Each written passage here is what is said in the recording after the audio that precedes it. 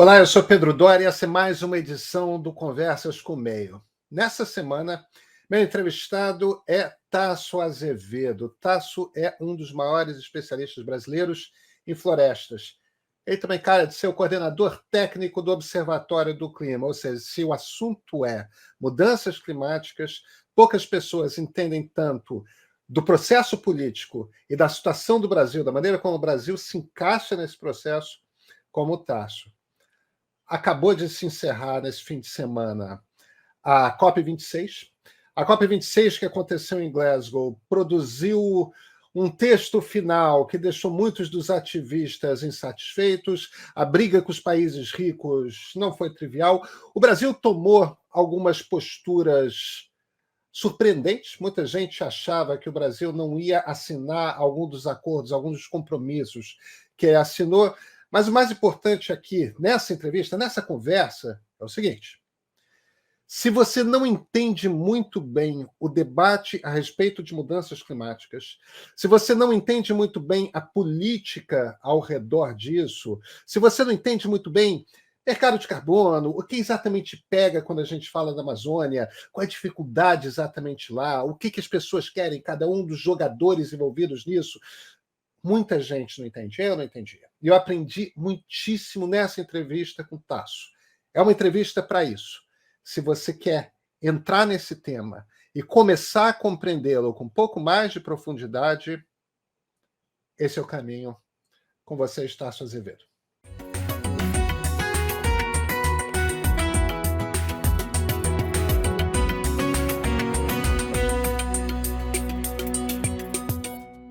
Tasso Azevedo, muito obrigado por ter aceito o convite para essa conversa. Prazer é o meu, Pedro. Vamos ver no que vai Tasso, dar. Pois é. Cara, eu quero sua ajuda para entender o que foi a COP26, para entender o papel do Brasil na COP26 e para entender, evidentemente, o impacto no resto do mundo. Mas vamos começar pelo Brasil. Eu acho que a maior surpresa para todo mundo foi o fato de que, logo no início, o Brasil foi um dos 130 países signatários de um acordo, de um compromisso, para não só parar, como iniciar a reversão do processo de deflorestamento até 2030, Tasso. Isso é daqui a 8 anos. Por que o governo Jair Bolsonaro assinou? Porque não existe nenhum indício de que a política do governo esteja mudando em relação à floresta amazônica, né? Como é que você lê essa assinatura? O que você acha que isso quer dizer? Eu acho que lá foi um pouco de pressão, né? A situação, o Brasil estava numa situação tão ruim em relação à questão climática, né? Chegou, para você ter uma ideia, a gente chegou lá com uma nada honrosa citação no relatório do Programa de Meio Ambiente das Nações Unidas, que lançou na semana anterior, um relatório que avaliava os compromissos que os países apresentaram em relação às suas metas, né, para reduzir emissões de gás de efeito estufa, e o Brasil era apresentado como o único país do G20 que tinha apresentado metas novas que eram menos ambiciosas, ou seja, elas ambicionavam reduzir menos as emissões do que nas metas que tinha apresentado em 2015. Né? Então, cada 5 anos na Acordo de Paris, você tem que revisar os seus compromissos, e o Brasil tinha revisado os compromissos andando para trás, veja andar para frente. Então, muito ruim, né? Especialmente para o país que foi o Brasil que formulou a proposta do Acordo de Paris. Essa proposta de você ter compromissos que a cada 5 anos são revisados, e você só pode revisar para melhorar a sua oferta, digamos assim, ela foi uma proposta brasileira. Então, o Brasil, 5 anos depois, né, está na situação de ser não quem propôs o mecanismo e tal, mas, na verdade, quem está andando para trás, é um negócio vexatório, né? Então, eu acho que, de uma certa forma, ali, especialmente a diplomacia profissional do Brasil ali, meio que tomou um pouco as rédeas ali à frente e tinha uma série de pressões ali específicas em relação a esses, não só esse tema, né, o tema do metano também, que vem em seguida. E aí foi uma coisa mais ou menos o seguinte, né? Eu acho que foi assim, bom, isso não é um problema para nós resolvermos, né? Mesmo se for reeleito, isso vai ser um problema para o próximo quem vai ter que entregar isso vai ser o próximo que vier a governar e que se virem, né? Eu acho que é um pouco nesse sentido. E até interessante, né, Pedro, que se você visse a fala... Teve uma história ali, ainda a se confirmar, mas que a gente escutou de mais de uma fonte e viu isso, inclusive, indiretamente em alguns pronunciamentos, de que a condição para que tivesse o vídeo do Bolsonaro fosse apresentado no plenário quando lançou o Acordo de Florestas, a condição era que o Brasil fosse signatário, porque senão não tinha sentido nenhum o Brasil participar desse acordo. Né? E ele... e aí, enfim, tem o vídeo no final, né? Porque então assina tal e aparece o vídeo. E o vídeo é uma coisa esquisitésima, porque você vê o presidente falando e a impressão que dá nitidamente é que ele está falando sobre algo que ele não acredita. O trejeito, a forma, né, o queixo que projeta para trás, é um negócio esquisitésimo. Ele está falando uma coisa que ele não acredita, que ele não quer falar, mas está ali, digamos, na circunstância tendo que falar, né? E menos de um minuto, inclusive. Então eu acho que isso não tem nada a ver com aquilo que o Brasil está fazendo, né? Mas foi uma forma de dar um sinal ali no começo de uma forma diferente. É isso, então, assim, e depois aquela coisa, né? O interessante se você olhar o texto desse acordo, ele é muito parecido com um texto que foi feito lá em 2015, que era o Declaração de Nova York sobre florestas. O texto era muito parecido, Pedro, assim, e naquela época o Brasil tinha até mais condições de dizer que assinaria, e não assinou porque o Brasil diz, a gente não gosta desses termos que falam sobre temas que são de domínio interno, né? Porque florestas é um tema de soberania interna, né? Porque floresta não anda, né? Cada um tem a sua floresta. Então o Brasil sempre foi relutante com esses temas. Então, nesse momento agora, se apresentar para um texto que é muito parecido, é estranho. E aí tem uma coisa interessante no texto, que ele diz o seguinte, ele fala assim, em inglês, né? Ele fala assim, halt and reverse forest loss. Então, ele nem usa a palavra de desmatamento, ele diz o seguinte, que é parar de perder e reverter a perda de cobertura florestal e reverter também a degradação da terra, que é muito mais amplo, porque ele entra aos temas não florestais, por exemplo, você pega um bioma como o Pantanal, que na sua maior parte é não florestal, e está falando dele também. Né? Mesmo a degradação de solos agrícolas, está tudo incluído ali naquele pacote. Né? Então, enfim, eu acho que é bom que o Brasil está no pacote, mas não que isso se reflita em qualquer coisa em termos do que está sendo a política interna. Né? Deixa eu te fazer uma pergunta. Em termos práticos, é difícil? Digamos que a gente tenha o governo dos sonhos em política ambiental. É difícil parar por completo o desmatamento e começar um processo de reflorestação? Pedro, assim, se você olhar a nossa história pregressa, entre 2004 e 2012, a gente teve uma redução do desmatamento na Amazônia que chegou a 80%. Então ele tinha ali 2,7, 2,9 milhões de hectares sendo desmatados por ano, e chegou a cair a alguma coisa próximo de 400 mil hectares. Uma queda brutal, né? Inclusive foi a maior contribuição para a redução de gases de efeito estufa que já aconteceu na história da humanidade, né? De emissões antrópicas. Então, mostra que a gente sabe fazer. Agora, depois disso, então chegou a 400 mil quilômetros quadrados, ou 400 mil hectares ou 4 mil quilômetros quadrados, e depois ele veio subindo ao ponto de chegar agora, no último ano, foi 1 milhão de hectares. Né? Então, o que mostra as duas coisas. Primeiro, a gente sabe fazer. Se o Brasil resolve fazer, tem como fazer. Agora, não tem como fazer se você não tiver, especialmente no nível federal, também no nível estadual, mas especialmente no nível federal, pela forma como o Brasil é organizado, se você não tiver a vontade política, a decisão de fazer, não tem como parar o desmatamento. Agora, se tiver a vontade de fazer, ele é parável e, digamos, nem é uma questão de ter muito recurso. É usar os instrumentos da política pública de forma adequada. E não tem nenhuma ciência de foguetes, como a gente diz, né? Primeiro, você tem que ser implacável no monitoramento, controle e na aplicação da lei. Então desmatou, tem que embargar. Desmatou, é ilegal, tem que embargar. Só lembrando, né? A última análise que a gente fez dá 98,9% do desmatamento tem indícios de ilegalidade no Brasil. É basicamente tudo ilegal.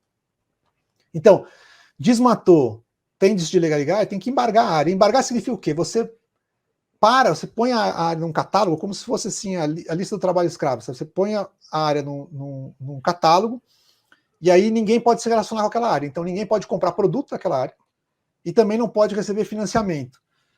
A área também fica bloqueada no cadastro ambiental rural. Então, são coisas que você faz que, num tapa só, você bloqueia tudo. Então, não só nesse governo, né, desde janeiro de 2019, não tem mais esses embargos remotos, né, que a gente falava que é você embargar diretamente, sem nem precisar ir até o campo, quanto os embargos que foram feitos, aí é discutível se foi proposital ou não, mas fizeram uma mudança no sistema que os agentes ambientais do IBAMA eles não conseguem cadastrar o polígono do embargo.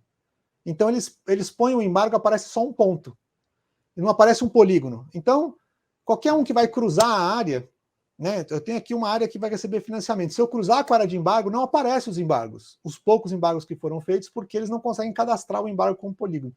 Parece uma coisa assim louca, mas é exatamente isso que está acontecendo. Então, a primeira coisa é essa coisa, a gente tem que ser implacável, né? Tem que achar o que está feito de forma ilegal e tem que promover uma ação correspondente. Segundo, é que quem desmata não pode se beneficiar do desmatamento. Então, aí tem várias formas de fazer isso. Uma é você evitar que tenha financiamento, a outra é você, por exemplo, evitar que tenha regularização fundiária de áreas que foram invadidas, né? Coisa que tem projeto no Congresso agora para fazer exatamente isso, né? Regularizar as áreas que foram invadidas recentemente. E o mais importante, que esse assim é fundamental, é o seguinte: a Amazônia é o maior território do mundo em disputa. Né? São 70 milhões de hectares na Amazônia, que são terras públicas federais não destinadas. Ela não foi destinada para unidade de conservação, nem para reconhecimento de território indígena, nem para área quilombola, nem para área de produção. Ela simplesmente não foi destinada. Essa área está em disputa, essa área é invadida, tem disputa de todos os lados para usar essa área.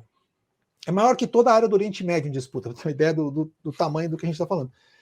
Então, é lá nesse território que é muito fundamental as decisões que são tomadas pelo poder público. Então, quando você diz que uma área que é reconhecida como terra indígena, ela é definitivamente ela fica fora de qualquer processo de regularização fundiária, quando isso é claro, transparente, isso faz com que toda vez que você demarca uma terra indígena, o desmatamento para naquele lugar. Porque quem promoveria o desmatamento, ele sabe que não conseguirá ter um título de terra ali.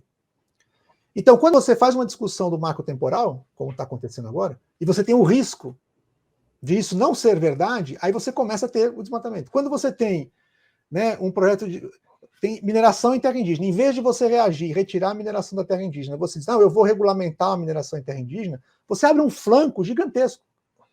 Então, todo que é o direcionamento que dá pelo governo federal, ele muda as expectativas. E o desmatamento, ele, por ser uma atividade majoritariamente legal, ele funciona por expectativa, né?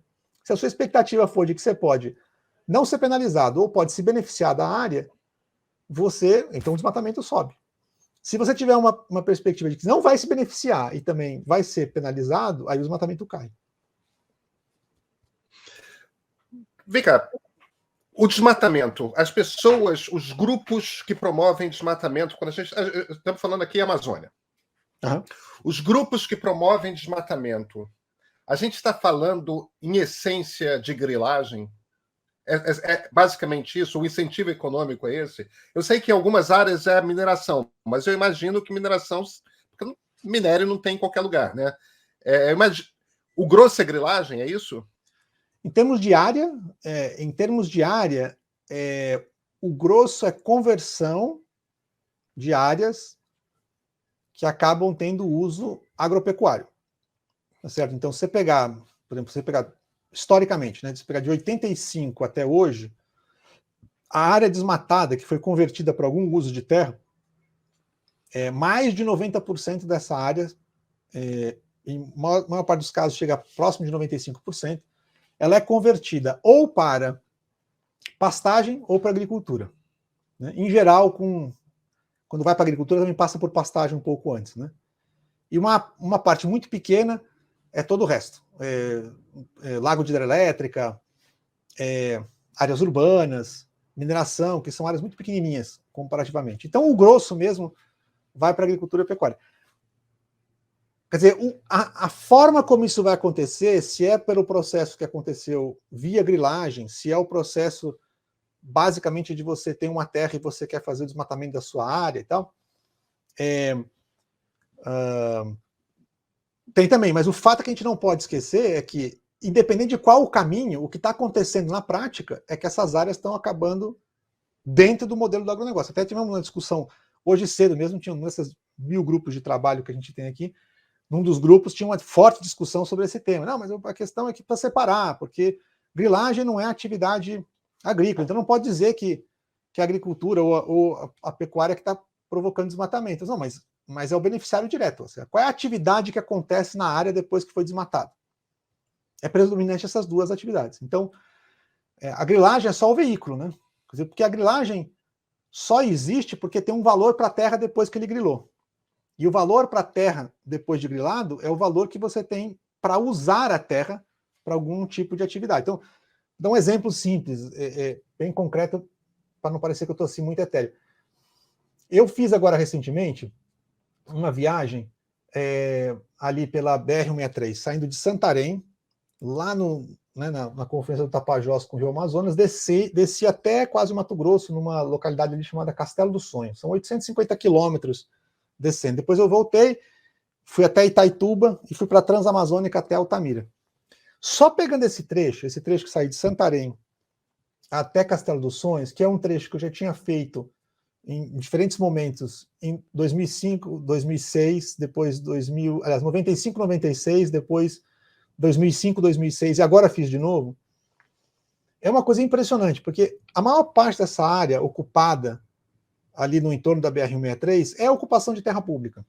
Né? Tem processo de regularização, mas muito lento e tal. Então, basicamente, o que você tem ali é ocupação de terra pública, inclusive dentro de unidade de conservação. Então. Eu saí de Santarém, fui até Castelo do Sonho, 150 quilômetros, e eu só encontrei, Pedro, veja isso, eu estou falando do meio da Amazônia, né? Eu encontrei só 10 quilômetros em que eu vi a floresta dos dois lados da estrada. E esses 10 quilômetros estão dentro de um parque nacional, chamado Parque Nacional do Jamanchim, no meio do caminho. O restante não tem. E o que você vê em volta é pastagem, boi e agora um monte de soja que está crescendo na região. Ou seja, esse é o destino que essas áreas estão tendo. Então, essa coisa de a gente de tentar caracterizar de que o problema é a grilagem, como se a grilagem fosse desconectada de qualquer atividade econômica, né? A grilagem por si só ela é uma atividade que você vai lá, ocupa a terra, e a terra por si só tem um valor, independente do uso que você vai ter. Eu acho que é uma forma de você, quer dizer, é uma forma que tem se buscado nos últimos anos de tentar dissociar a atividade econômica, que é o principal beneficiário, o motor do todo o processo, que é a atividade agropecuária. Eu não estou dizendo com isso, Pedro, que a agropecuária brasileira, como um todo, é responsável pelo desmatamento na Amazônia.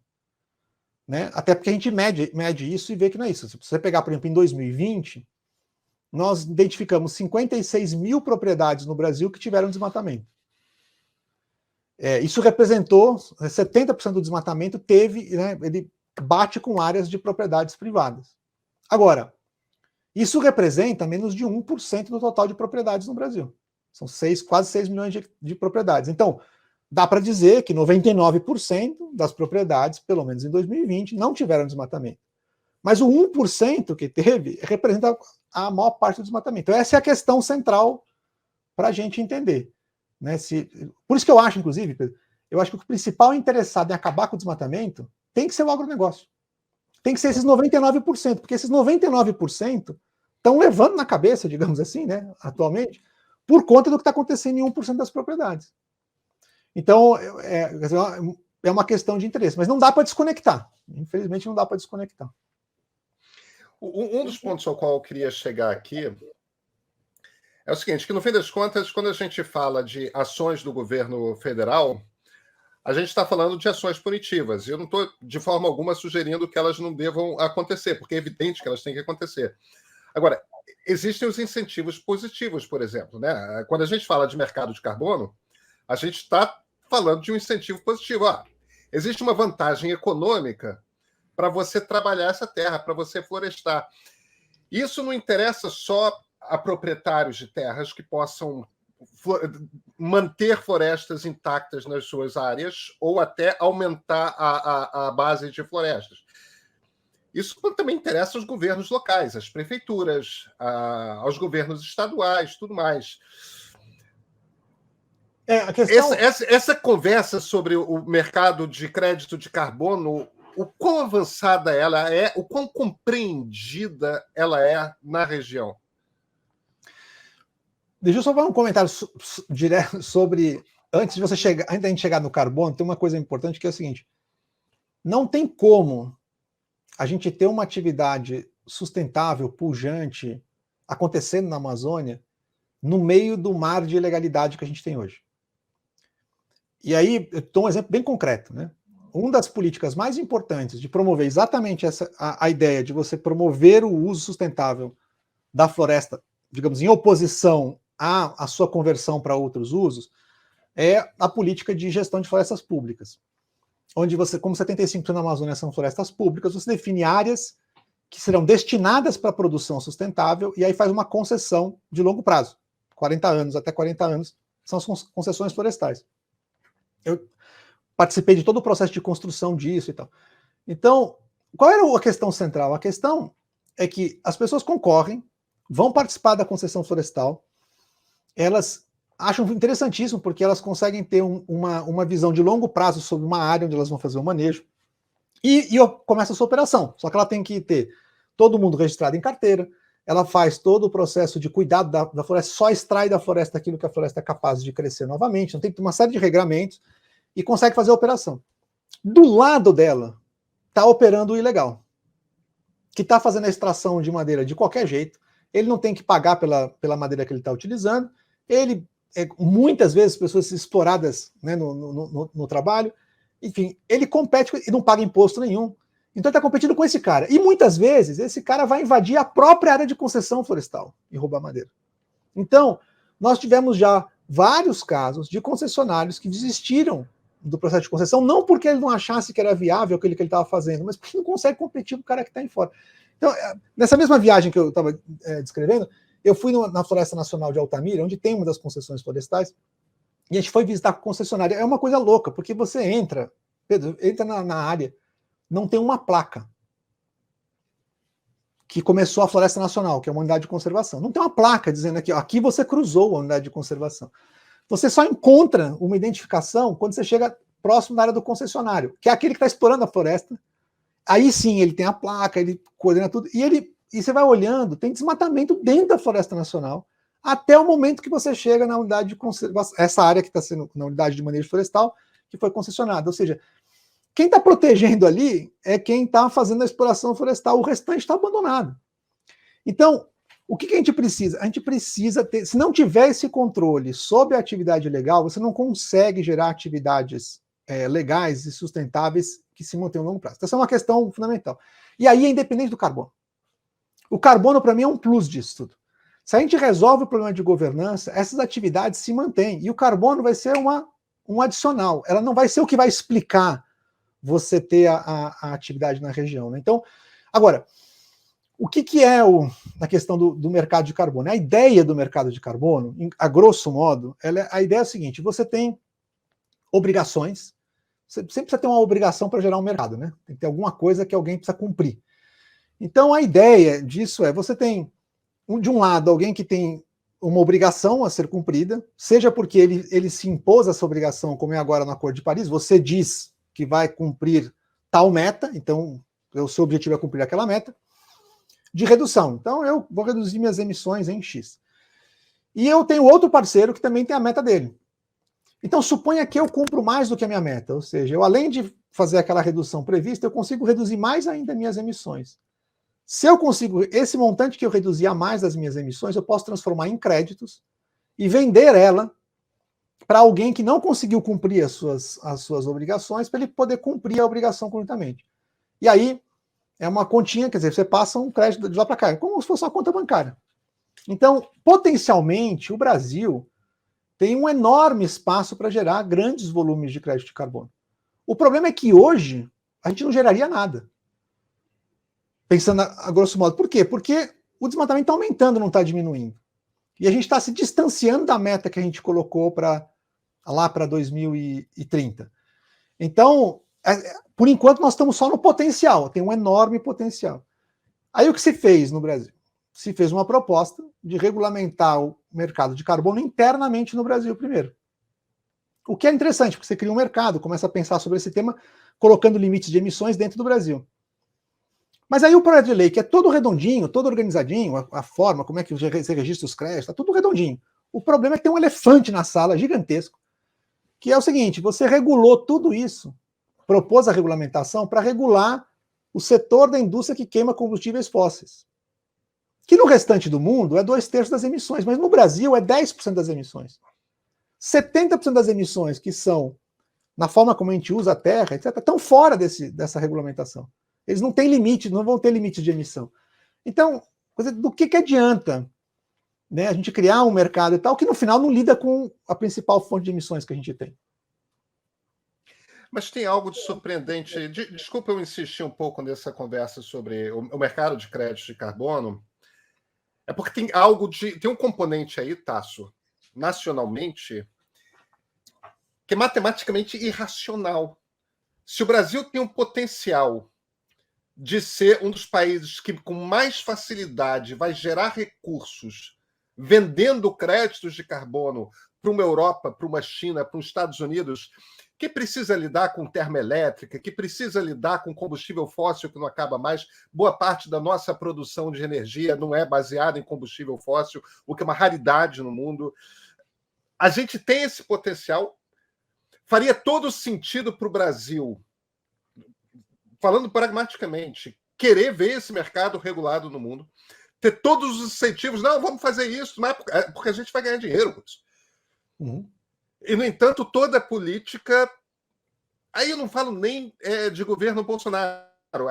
Mesmo anteriormente ao governo Bolsonaro, parecia não haver esforço suficiente do Brasil de empurrar uma coisa dessas para frente. E agora, claro, agora a gente chega num governo em que a irracionalidade eu traço... Eu não estou nem falando de uma questão ideológica, não é. Em essência, estamos falando de irracionalidade, porque não faz sentido.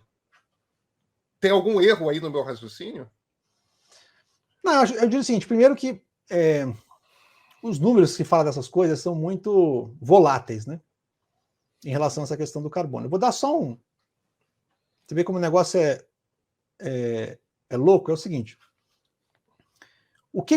Como é que você demonstra que você reduziu emissões? Certo? Porque você receberia um crédito por ter reduzido emissões, certo? Você reduziu as emissões. Então, como é que eu demonstro que eu reduzi emissões de desmatamento? Tem que pensar, né? Como é que a gente faz isso? Então, assim, bom, se eu desmato todo ano, certo? Eu tenho uma propriedade, eu desmato todo ano. Então eu venho para você e digo, ó, eu estou desmatando 1.000 hectares por ano, faz 10 anos. Ano que vem eu não vou desmatar nada. Aí eu consigo te demonstrar claramente que eu deixei de desmatar 1.000 hectares. Palmas para mim, e aí eu consigo demonstrar, então me dá aqui o recurso que eu mereço por ter deixado de desmatar 1.000 hectares.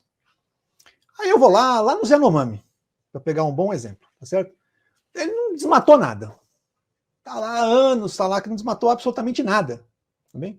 Como é que ele prova que ele reduziu o desmatamento? Ele não prova, não tem como. Então ele não reduz o desmatamento. Você não reduz o desmatamento, vai receber o quê? Certo? Então, você primeiro precisa provar que você é mau, para você provar que você reduziu, e aí você poder ser o, digamos, recebedor do crédito. Bom, é um problema óbvio, né? Então você pode pensar em escala. Então, como é que se resolveu isso? Então, é uma ideia fácil. Não, é o seguinte, ó, se os Yanomamis desmatassem como desmata aquele que estava desmatando os 1.000 hectares por ano, né, eles estariam desmatando esse montante aqui. Como eles não desmatam, também vamos pagar para eles. Tá bom? Então, agora fazendo uma conta, suponha que o país seja só isso, né? Seja só lá uma área indígena que nunca desmatou e a área que está desmatando sempre. Então, o desmatamento total desse país aqui é 1.000 hectares por ano. Aí, de repente, parou de desmatar. Os Yanomamis lá, ou os índios, vão dizer assim, tem que receber pelos 1.000 que eles nunca desmataram, mas se eles estivessem desmatando, estariam recebendo. E o outro que parou de desmatar também receberia pelos 1.000. Então, na conta que a gente vai apresentar, é o seguinte, nós evitamos 2.000 hectares de desmatamento. Mas sim, mas o desmatamento era 1.000. Como é que nós estamos dizendo que estamos evitando 2.000? A matemática desse negócio nunca vai fechar. Por quê? Ou você vai estar só beneficiando quem sempre teve poluindo, tá certo? Ou você vai fazer uma dupla contagem. Então, por conta disso, que o mecanismo que foi desenvolvido, por exemplo, a gente desenvolveu isso lá com o Fundo Amazônia, por exemplo, lá atrás, era o seguinte, não importa muito quem está fazendo o quê, a gente tem que pegar uma conta geral do país e vai dizer, o Brasil, historicamente, emitiu tanto. Se reduziu o desmatamento, a gente reduziu as emissões. Portanto, tem esse montante aqui que a gente tem para receber de recursos. E depois você distribui esse recurso da forma como você achar mais interessante, pertinente, etc. Quando você faz um mecanismo no mercado de carbono, ele acaba gerando, em cima disso, gerando um monte de expectativas. Então, tem um bocado de gente que faz projetos específicos. Ele faz um projeto aqui da minha área, com esse raciocínio que eu estava falando antes, né? Eu tenho o meu projeto aqui, estou resolvendo o meu problema aqui do meu projeto e vou vender os meus créditos sobre aquilo que eu fiz aqui no meu projeto. Eu parei de desmatar, não tenho desmatamento e tal. Então, fatalmente você pode ter o quê? Um monte de projetos dizendo que estão reduzindo as emissões e, na verdade, o desmatamento pode estar crescendo no Brasil. Então, essa é a razão porque esses números, essas coisas não batem, não fecham, e porque também está patinando com essa história do mercado de carbono em florestas naturais há muito tempo. Então, eu acho, Pedro, que assim, a gente não deve esperar e nem deve achar que a gente vai acabar com o desmatamento, ou deve acabar com o desmatamento, porque a gente tem oportunidades com esse chamado crédito de carbono. Eu acho que a gente tem outras razões muito mais objetivas do porquê a gente precisa acabar com o desmatamento. A primeira delas é segurança hídrica. Só isso justificaria a gente ter que acabar com o desmatamento. Por quê? Porque sem a Amazônia não tem chuva. A gente modelou isso muito bem lá fez um estudo lá em Princeton, que a gente, junto com os pesquisadores lá, usamos os mesmos computadores que fazem a modelagem climática para o IPCC. A gente pegou o modelo e tirou a Amazônia. O que acontece com o mundo se você tirar a Amazônia? Né? A temperatura sobe 0,25 graus no mundo, 2 graus no Brasil, a temperatura média aumenta, e a gente perde 25% da chuva. O Brasil sem 25% de chuva, a gente simplesmente não tem produção de energia elétrica. É colapso na produção de energia elétrica, é colapso na produção agrícola.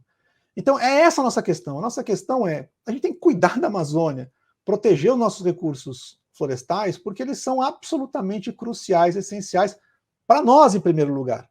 Né? E isso não tem nem como mensurar. Né? Toda vez que você tenta mensurar o valor do serviço que as florestas prestam, a gente cai na casa dos trilhões de dólares. Não tem ninguém que vai pagar por trilhões de dólares, certo? Então, eu acho que não é por aí, não é por conta de oportunidade de pagamento de carbono que a gente vai mudar a nossa fatídica história no Brasil. Agora, ele ajuda em relações mais próximas, né, mais específicas. Por exemplo, quando você pega um setor específico e você coordena nesse setor específico, né? Enfim, ajuda a cumprir as metas que cada um tem especificamente. Né? Mas no Brasil, se a gente quiser fazer um mercado de carbono que funcione, tem que ter metas de redução de emissão e limites de emissão também para o setor agropecuário. Senão não fecha a conta. Tá, se você me convenceu de que a saída não é pelo mercado de carbono. Vamos conversar um pouco sobre o mundo. Grande parte dos comentários pós-COP26 é que a COP26 desaponta. Por quê? Eu perdi você um minutinho só, assim, uns segundinhos, então. Não há problema. Vamos falar então sobre o mundo. Grande parte dos comentários sobre a COP26 são de que a COP26 desaponta. Por quê? Porque, apesar de você ter tido avanços importantes, eles não estão andando na velocidade que a gente precisa. Então, para você pensar o seguinte, se você pensar o que foi acordado na COP e aquilo que os países estão colocando na mesa como compromissos, a gente está caminhando ainda para algo como 2,5 graus de aumento de temperatura até o final do século. E a gente precisa limitar isso em 1,5, né, seria o melhor dos mundos, mas pelo menos 1,5 a 2 graus, mas não passando disso.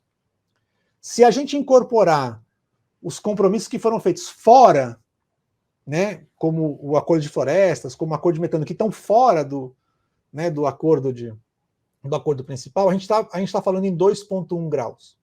Então, nós ainda estamos distantes. E em coisas absolutamente cruciais, a gente deixou escapar durante ali conforme a semana foi avançando, foi escapando. Então, um exemplo típico é o seguinte: não é possível que a gente não consegue falar em phase-out de combustíveis fósseis. Todos, mas não é que todos os cenários que foram traçados, e tem mais de 900 cenários feitos, né, que permitem a gente chegar a limitar 1,5 graus de aumento de temperatura lá no final do século, todos eles incorporam a necessidade de você fazer o phase-out, que é a eliminação progressiva do consumo de combustíveis fósseis. E aí sai uma linguagem que quer dizer absolutamente nada, né? Que é dizer que é redução progressiva.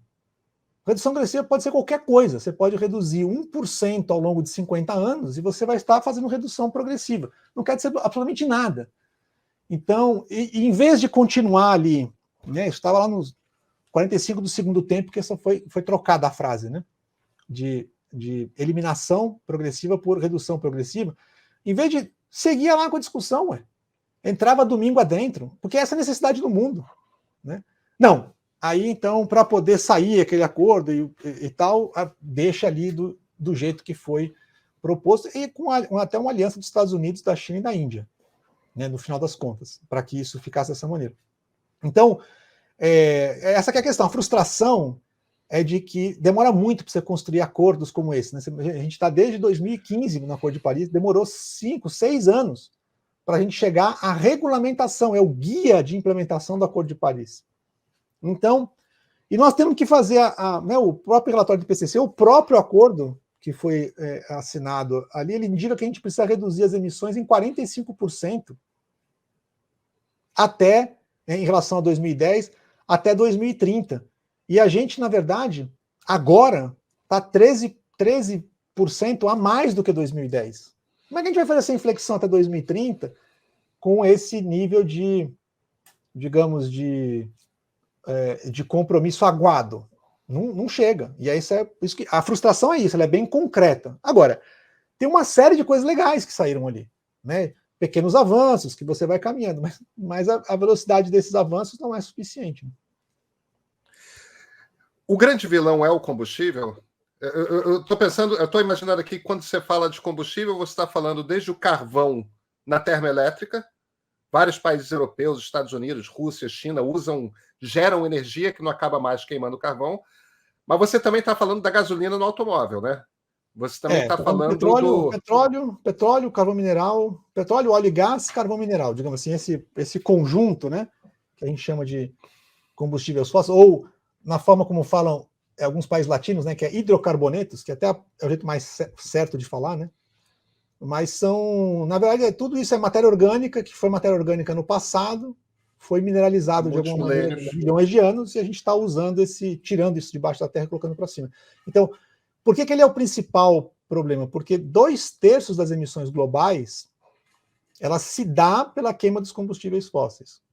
E se a gente pegar, somar isso, né, a questão de processos industriais, que são coisas que emitem diretamente no processo de transformação industrial, por exemplo, você pegar o calcário para transformar em cal, você pega o CaCO3 e transforma em CaO, digamos assim, né, e sai um CO2. Então, esses processos também, quando você pega tudo isso junto, dá 75% das emissões. E aí sobra ali 25% das emissões que estão relacionadas ao uso da terra. Então aí entra a pecuária, né, o metano da pecuária, tem a parte de desmatamento e tal, que estão nesses 25%.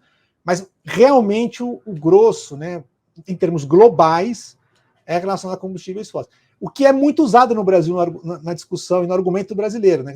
Mas o Brasil não é o principal emissor, porque tem energias renováveis. É verdade, se você pegar no setor as emissões no campo da energia, da queima de combustíveis fósseis, o Brasil tem uma posição realmente confortável, tanto por conta da política de biocombustíveis, que é muito antiga no Brasil, e tem um efeito, quanto por conta da forte participação de fontes renováveis na matriz elétrica. Então, se você pegar só combustíveis fósseis, elas no Brasil representam 25% das emissões. Enquanto que, e 75% estão relacionados 73%, na verdade, estão relacionados à agropecuária. Então, é invertido no mundo, né? Mas mesmo assim, o Brasil é o quinto maior emissor, né? Só ficamos atrás da China, Estados Unidos, Índia e Rússia, nessa ordem, né? Isso essencialmente por causa do desmatamento na Amazônia, né? O desmatamento na Amazônia e no Cerrado, que também é bem importante, né, eles juntos, né, bom, o desmatamento em geral em 2020 representou 46% das emissões, né, na estimativa que a gente fez agora mais recente do SEG. Então, mas aí você pega mais a pecuária, que são 25%, né, enfim, na pecuária, quando você fala de pecuária, você está falando especificamente do metano que vem do gado? É o principal, é a fermentação entérica, é uma fonte importante, mas tem uma outra fonte importantíssima que é também os resíduos, né? O esterco animal também, quando ele degrada, ele também emite metano, né? Então são duas fontes. E depois tem também a parte de arroz, que gera metano também, e os fertilizantes que geram o óxido nitroso, né? Que é muito importante, porque o nitrogênio ele é 300 vezes, quase, mais potente em relação ao aquecimento global do que o carbono. E o metano 28 vezes. Então, se você...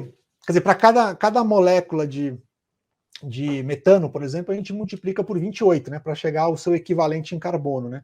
E todos esses números que a gente fala sempre é o tal do carbono equivalente, né? Porque é a transformação desses gases todos em carbono. Então, na agropecuária está bem relacionado com o tema do metano, né? E os resíduos de tratamento de resíduos em geral, né? Resíduos sólidos na cidade ou efluentes também, eles representam 4, 5% das emissões brasileiras. Mais ou menos assim. Qual nível de dificuldade para a gente se livrar de combustível fóssil? Quer dizer, que é difícil, obviamente é. O mundo precisa de energia e países não vão abrir mão de energia, até porque governos começariam a cair, mas é um problema político. Evidentemente há investimento. Né? Em essência, você tem que fazer duas coisas em paralelo, né? Bom, duas principais, depois elas têm várias ramificações, mas todas possíveis de serem alcançadas. A primeira é a seguinte: a gente tem que eletrificar o mundo. Porque a forma mais fácil de você gerar energia renovável é na forma de eletricidade.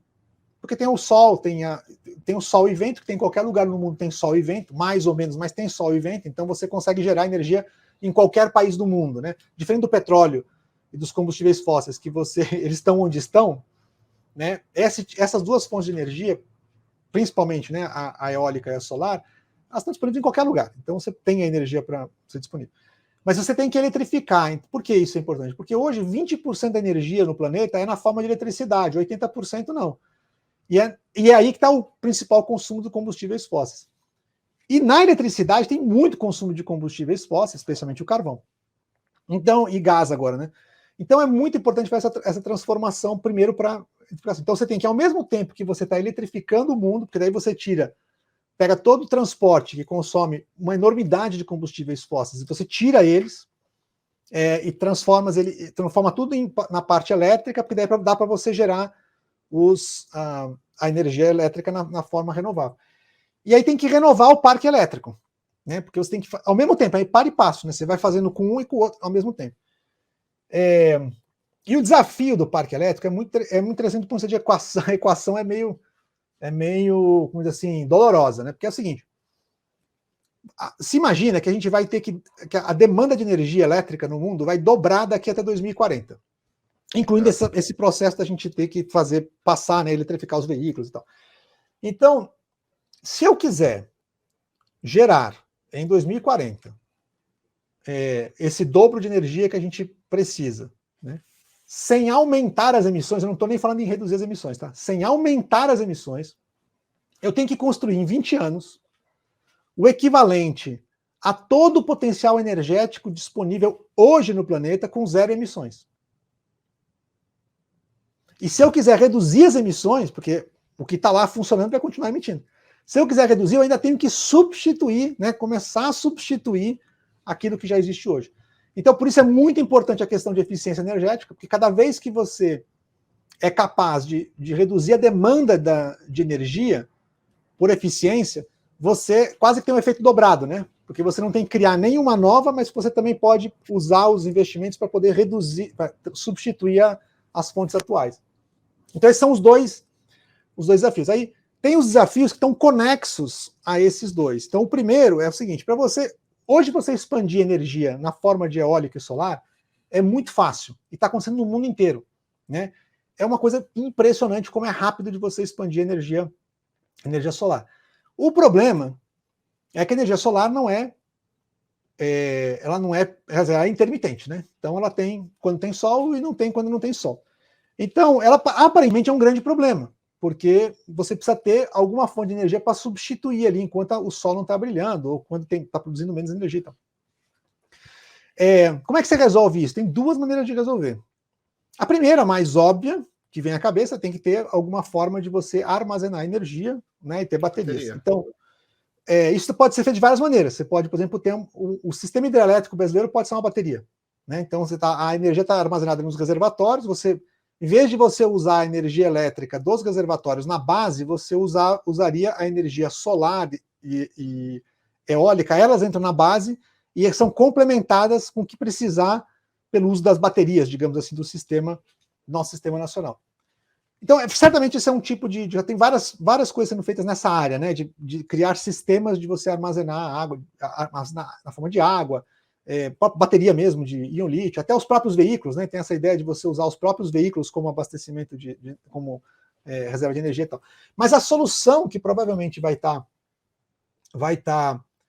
rolando em escala, na verdade, é transmissão de energia em alta distância, em alta voltagem, com baixa perda, transmitindo energia como você transmite hoje dados.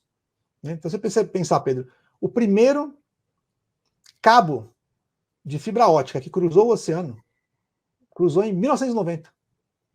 Foi ontem. Né? Ele saiu é um cabo que vai de Amsterdã até Nova York. Né? Em 1990, foi o primeiro cabo. Hoje tem mais de 1,5 milhão de quilômetros de cabos transoceânicos cruzando o oceano, que a internet roda por esses cabos, ela não vai para satélite, é físico, né?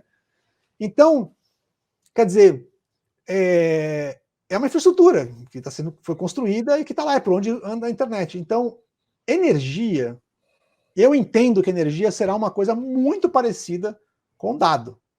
Qualquer um vai poder gerar sua energia onde quer que seja, vai plugar a energia na rede e essa coisa vai transmitir de um lado para outro. Então, para você ter uma ideia, a maior linha de transmissão hoje em operação no mundo, se eu não me engano, ainda é a linha que liga o Madeira, as usinas do Madeira em Rondônia a São Paulo, 4 mil e poucos quilômetros, e ela tem 15% de perda, 15% de perda, né, nesse trajeto.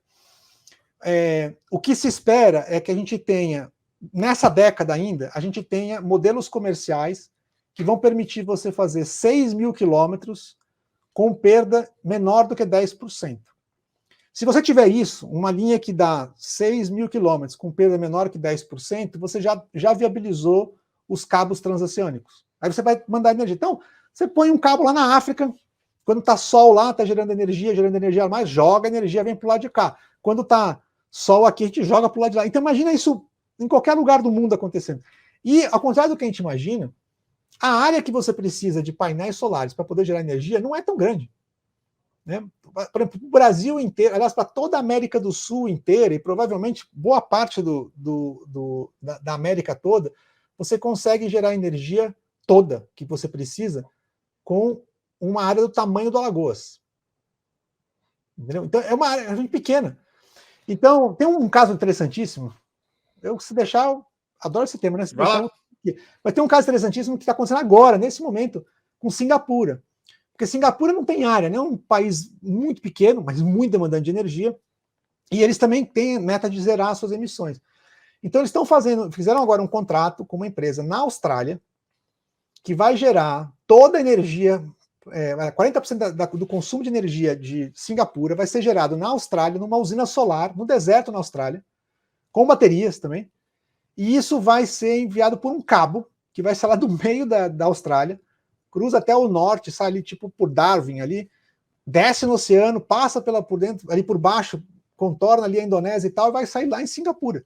Ou seja, a energia vai ser produzida na Austrália para poder alimentar Singapura. Então, eu imagino esse tipo de arranjo acontecendo de forma global. E isso é uma coisa para acontecer nos próximos 10, 20 anos, daqui até 2040, essa transformação vai acontecer de forma muito rápida. E a outra coisa é o seguinte, na hora que ela acontecer, todo o resto fica inviável do ponto de vista econômico. Porque imagina que você pode produzir e consumir energia em qualquer lugar, a curva econômica vai tender a zero, né? Quer dizer, o custo da energia vai tender... É como transtorno de dados, né? Você não paga pelo sol, né? É isso, entendeu? Então, assim, tem muita coisa... Tem outras coisas... Bom, tem várias coisas interessantes. Outra coisa que é bem importante nessa equação é o hidrogênio, né? Essa coisa do hidrogênio é bem importante porque o hidrogênio, ele é um combustível incrível, porque ele armazena muito, ele é muito denso em energia, muito mais denso do que a energia que a gente tem nos combustíveis fósseis hoje. Qual foi sempre o problema do hidrogênio? Todo mundo sempre falou, o próprio Elon Musk falava, né, quando falava, porque eu tenho um carro hidrogênio, ele fala, bom, o problema é que você gasta mais energia para transformar, né, para fazer a hidrólise e produzir o combustível do que o que ele vai ter contido no combustível. Então não faz sentido você fazer. É verdade. Assim, a princípio não faz sentido, mas num contexto de abundância de energia, onde a geração de energia não é o problema, você pode fazer um projeto em que as duas coisas estão juntas. E no cômputo geral, o custo vale a pena. Vale a pena você produzir um monte de energia renovável, mais do que vai estar contida no combustível, você usa ela para poder quebrar e gerar aquele combustível, e aí você tem o problema do armazenamento. E isso também já tem o caso concreto. Então, tem essa empresa que chama Maersk, né, que é a que faz... acho que é a maior empresa de containers, né, de transporte marítimo e tal, que é dinamarquesa. E eles... o projeto deles é simples. Eles vão fazer um parque de energia eólica offshore, né, no meio do oceano, com 10 gigawatts de potência, né, que assim, seria o que Belo Monte produziria se Belo Monte produzisse energia, produziria isso, né? E aí eles vão pegar, 100% dessa energia vai ser dedicada a fazer a hidrólise e gerar o hidrogênio. E aí a ideia deles é que você vai funcionar como se fosse um posto, né, de combustível no oceano. Você para lá um navio, abastece com o hidrogênio e segue com o seu navio. 100%, a água está no oceano. Então, assim, imagina essas coisas acontecendo numa escala, entendeu? Que vai ser, a hora que virar, vai virar muito rápido, né? Então, eu digo assim, o resultado final dessa conversa é o seguinte, eu acho que não tem volta. A gente vai se livrar desses combustíveis fósseis, mais cedo ou mais tarde. O problema é se a gente vai conseguir fazer isso rápido o suficiente para que a gente não injete na atmosfera tanto carbono que a gente não consiga mais segurar o aumento da temperatura entre 1,5 e 2 graus. Um dos acordos que saíram lá de Glasgow, um dos compromissos, é o de phase out automóvel com combustível fóssil até 2035 nos grandes mercados, até 2040 no mundo todo.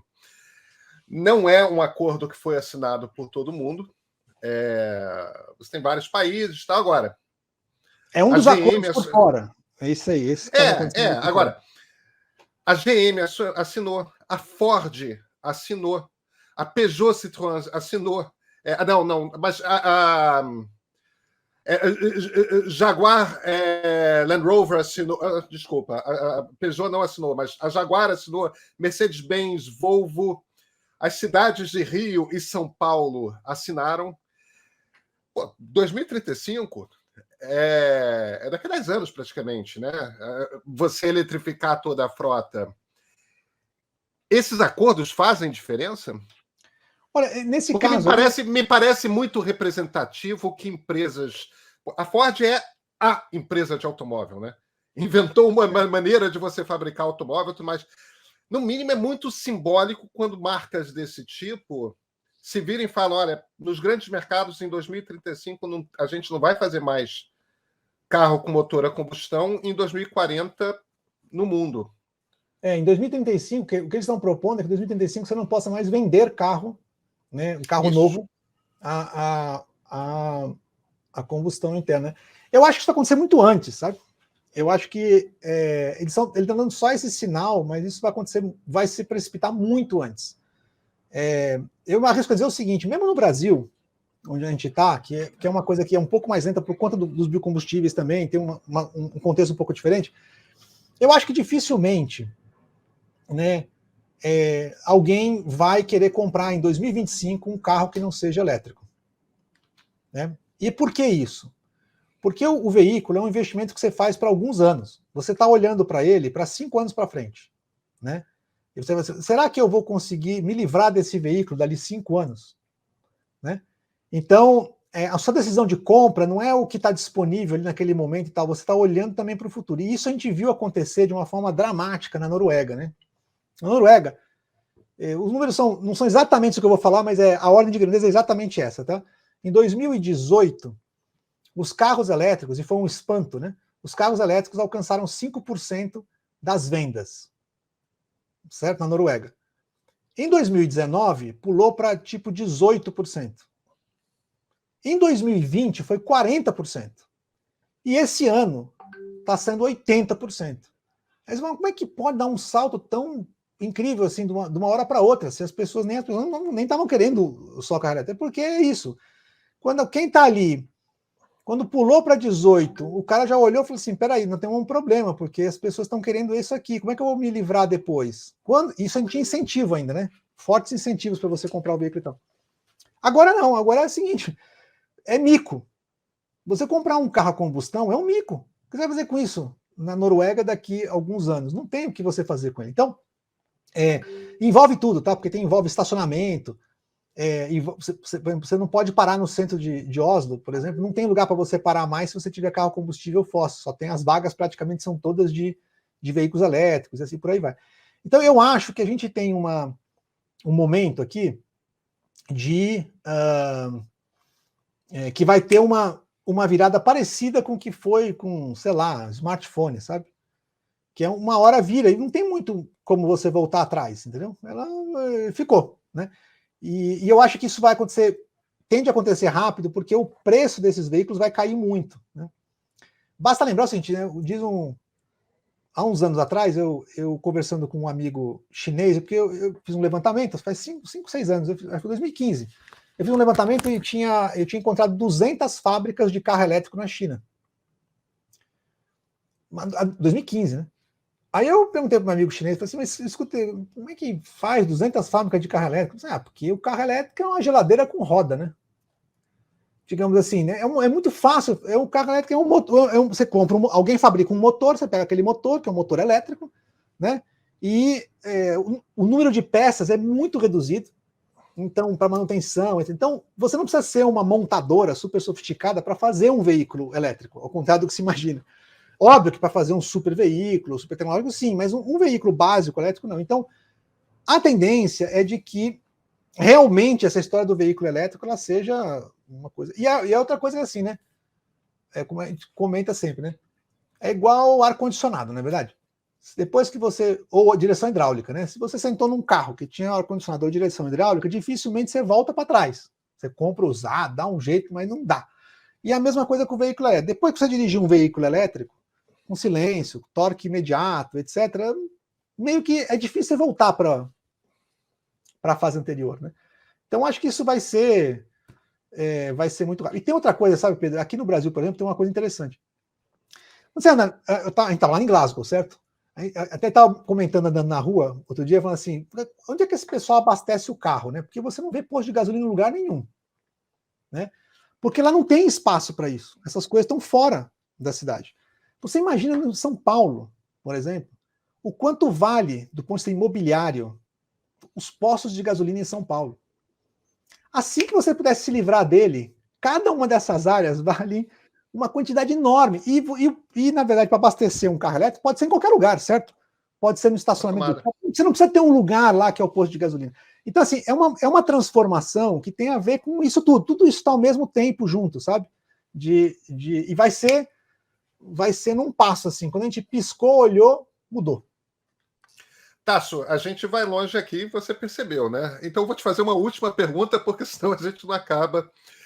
E a pergunta é meio básica. No fim das contas, a gente está num ponto que da era industrial para cá, se eu não me engano, a gente teve um aumento de 1,2 grau Celsius centígrados na atmosfera. A meta é que a gente termine o século XXI com aumento de, no máximo, 1,5. Dados os acordos de Glasgow, a gente aumentaria 2,1. Quer dizer, 0,6 acima do que precisamos aumentar. Os objetivos são agressivos. Você é otimista? Eu sou, porque olha só, se você pegar em 2015, quando foi feito o Acordo de Paris, a gente estava em 2,9. Né? 5 anos depois, com a progressão dos acordos e tal, nós estamos olhando para 2,1. Né? Se a gente seguir na mesma tomada, né? E inclusive tem uma projeção feita pelo pessoal do Climate Action Tracker, que eles disseram o seguinte: se todo mundo implementar todos os compromissos mais ambiciosos que já foram ditos, né, em alguma circunstância nesses últimos meses, a gente estaria em 1,8 já. Então, quer dizer, aparentemente existe um caminho para isso ao nosso alcance, tá certo? Então, e eu acho que a evolução ela acontece muito pelas expectativas. E eu acho que a chave das expectativas é que foi mudada. Embora a gente ainda tenha, né, uma lentidão nos processos multilaterais, governos, etc., no mundo real dos negócios, a coisa se precipitou já. Então, quem está olhando lá na frente. E quem está olhando agora, está olhando para isso que foi dito para 2035 e dizendo, olha, se em 2035 não vai poder ter, se eu quiser ser líder lá em 2035, eu vou implementar agora. Tá certo? E é por isso que eu acho que a gente vai precipitar isso muito rapidamente.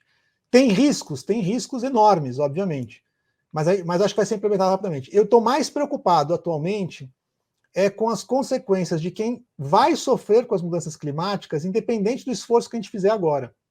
Né? E por isso foi tão importante, era tão importante a discussão sobre os recursos financeiros, porque aquele 100 bi que estava sendo discutido não é 100 bi para poder fazer investimento em redução de emissões. Não, é 100 bi que precisa ser investido, e talvez é muito mais do que isso, para quem já está sofrendo as consequências das mudanças climáticas. E em muitos dos casos, populações extremamente vulneráveis, que praticamente não emitiram nada, então não tem nenhuma responsabilidade sobre as emissões, mas estão sofrendo as consequências. E aí sim, a conta tem que ser paga por quem já se desenvolveu a custas, inclusive, dessas emissões. Então, eu acho que foi, no mínimo, muito cínico, né, que a gente tenha falado muito sobre o mercado de carbono, tenha falado sobre ampliar as ambições para redução de emissões, cobrar que tenha métodos de mensuração muito específicos para isso, e na hora de falar sobre os recursos que precisa para lidar com quem vai ser mais afetado, não tem nenhum compromisso específico, não tem nenhuma transparência, não se diz exatamente quanto vai colocar de recurso, não tem que colocar em nenhum lugar específico, não tem como você monitorar aquilo que está sendo comprometido. Então, eu acho que isso foi, no mínimo, cínico. E eu acho que um dos principais problemas que a gente teve nessa conferência foi não conseguir resolver isso e jogar isso para frente. Agora vai ter um processo de diálogo para uma discussão daqui 2 anos, né, para poder chegar. Então, esses tempos é que irritam. Né? Mas eu não tenho dúvida de que a gente vai conseguir chegar a uma equação que limite a 1,5 graus lá no futuro. Mas ainda vai ter muita água para passar debaixo da ponte aí. Tasso Azevedo, muito obrigado pela conversa. Valeu, um prazer.